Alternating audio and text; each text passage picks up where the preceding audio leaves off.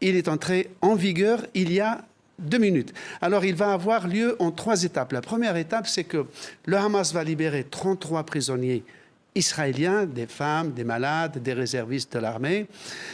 Et Israël, en contrepoint, va libérer un nombre de Palestiniens dont on ne sait pas encore le nombre.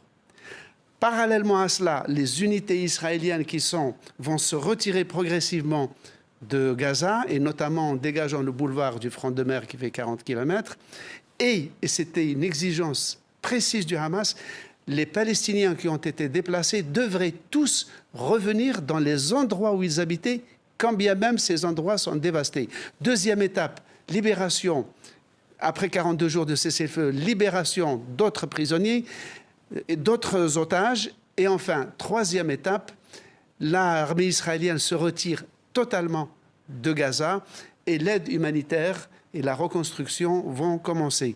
Du côté palestinien, on affirme qu'il y aurait quelques 250 Palestiniens condamnés à perpétuité qui vont être libérés et 1 millier de prisonniers, dont des femmes, des enfants et des mineurs.